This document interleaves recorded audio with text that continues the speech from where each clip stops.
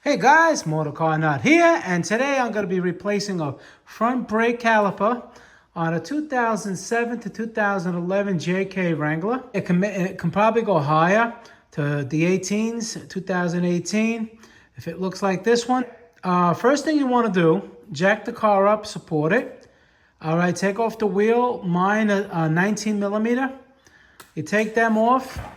And now you want to probably have the new rotor, the new caliper with you. So when you take the hose off, you're going to lose brake fluid, and you can easily connect it to the new one. So you only lose a little bit, not like letting it drip and going to the store and getting a caliper. So you probably want to have it with you. Now there's two caliper bolts right here, one here, one on the bottom. These are 13 millimeter. You take them off. Then you get a screwdriver or something in here. Over here, pry this out. All right. And slide out the caliper like that. Just put it on the side over here. Or get like a piece of metal and hang it. You don't want to stress out the rubber brake hose. All right. You take your pads off on both sides. Well, yeah, because you're going to replace the bracket too. If you're just replacing the caliper, then you can stop here and you just take this off and put it on the new one. But most calipers come with the bracket, so that's what I'm going to do with this one. Okay, so you just take the brakes off, this one here, this one there. All right, you put them on the side and turn the steering wheel so you have a little bit more easy access here. If you're only replacing the caliper, not the bracket, all right, you want to make sure that you clean up the hardware, get new hardware, and make sure the sliders over here, they slide in and out nice. You see that? All right. If you're replacing the whole thing like over here, in the back over here, we have two bolts. They're 21 millimeter. You take them off, and that takes the bracket off. All right, they're 21 millimeter like that. And then the bracket just comes off. Okay, and now it's time to clean everything up. You want to make sure you clean on the caliper here. Make sure there's no dirt or rust around here, because we're going to break this loose next. All right, and we're going to break it loose. There's going to be two crushed copper O-rings over there, washers, I mean, and we're going to switch it right over to the new one. Now, another note is when you if you're just buying the caliper, I mean, you could buy the whole thing, but if you're buying just the caliper here, all right, this can go on both sides, but it won't work on both sides. Meaning that this one, there is a left and right, but they could mount up, and you'll mount it up wrong. How do you know you have the right one? And a lot of times you go to the parts store, they may give you the wrong one. All right, is that when you put it on, you see the bleeder over here? The bleeder has to be up. All right, it can't be put on the other side like this, down, with a bleeder. You see, this is the bleeder. All right, it can't be mounted like this on the other side. All right, it has to be like this, only on one side. So just because it can mount up, don't think, okay, it's all right. Make sure your bleeder is always facing up. Also, there was a recall on the brake line, the rubber brake line. If your recall wasn't done and yours looks old, or you're not too sure, this is a good time to replace them, because that can fail, and that can give you symptoms of a caliper that's locking up. I have a video on that too, when it's not a seized caliper. Okay, so that's just another note. Now I want to go over some of the symptoms. The symptoms of a bad caliper, bad brake caliper, can be, the number one is basically the brakes are dragging. You smell that smell of brakes dragging. Heat. You hit the brakes, the car wants to pull one side to the other. The ABS brakes may be going crazy when you hit the brakes, because it's trying to stabilize the pressure inside the system. You may even have a brake light on. But the number one reason why you would replace it is for basically the piston is not moving in and out properly. It's seized up. I thought I'd throw it in there for the reasons why you would replace the brake caliper. Again, as I mentioned, it could be the brake hose. I have a video on that. And we're gonna take it from there now. Okay, so when you get the new part, you always compare them. Make sure they all look exactly the same. All right. Sometimes, you know, you may have a vehicle where it's for a heavy-duty version and yours is not, and it may be a little bit beefing and won't fit. So it's always good to just check it the best you can. Same thing with the caliper. All right.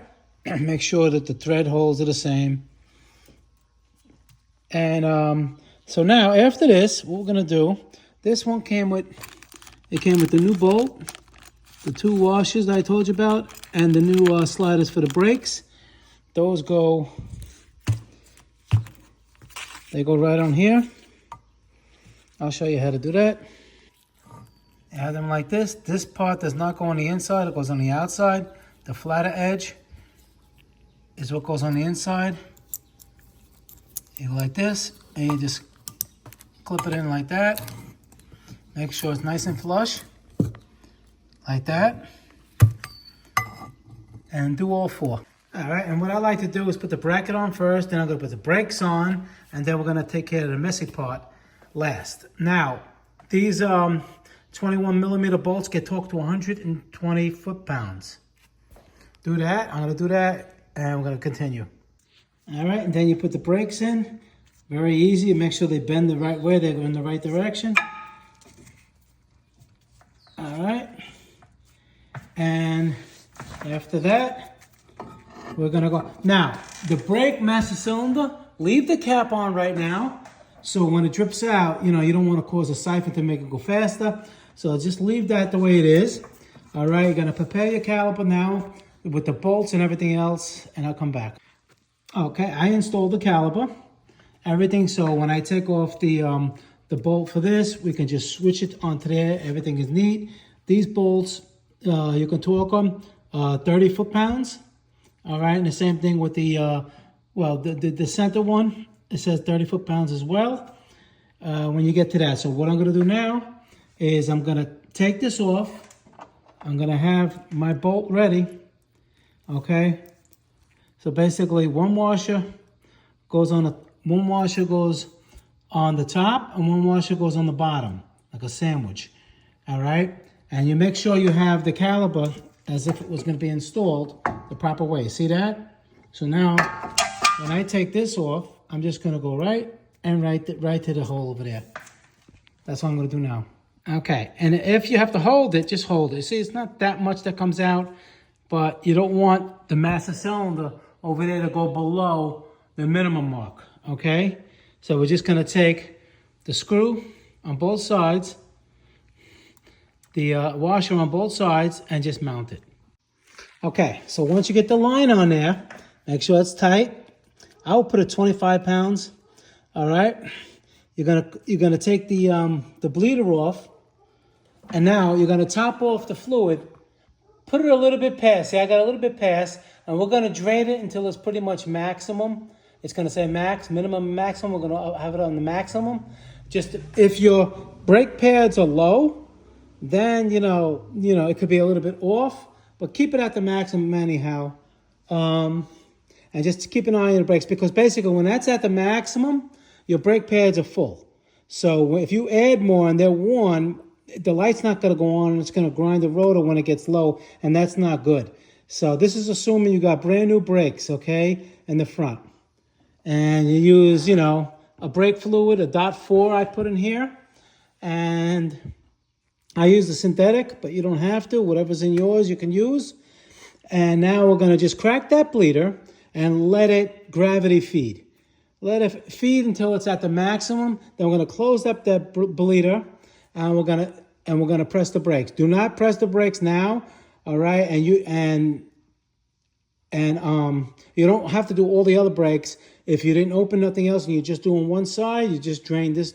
You just do this side. As long as that reservoir didn't go below, the minimum, you're good to go. So that's what I'm gonna do. I'm gonna crack the bleeder and let it drip. Actually, I took the whole bleeder out right now, and we'll just wait for it to come out of there.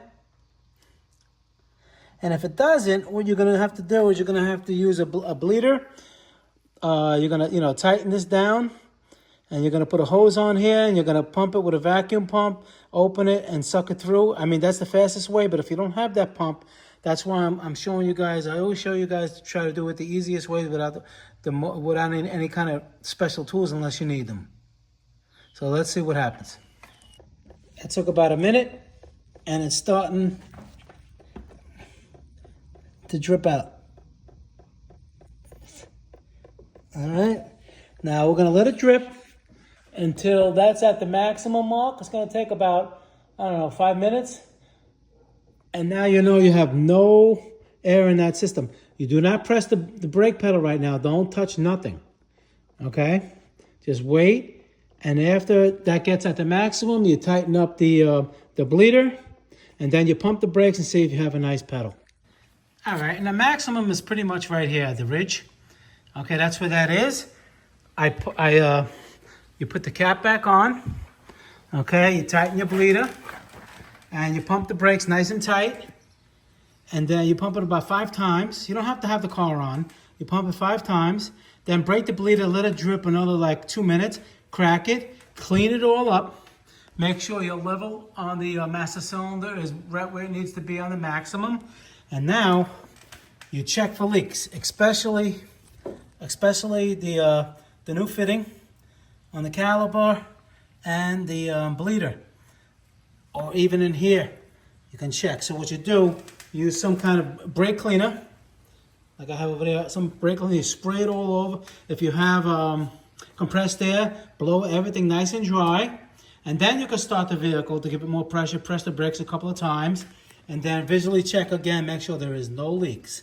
And after that, you put the tire on, you test drive it around the neighborhood, make sure it feels good to you, and you can go on the highway a little bit with it, and then you can always go underneath and check to make sure there's no kind of leaks. All right, that's another one. And after that, you're pretty much done. All right, and you saved yourself a lot of money, and that's what it's all about. All right, guys, it's Motor Car Nut. Please subscribe, hit that like button. Any questions pertaining to the video, leave them below. I answer all my questions, and I'll see you guys in the next video. Thank you very much for watching.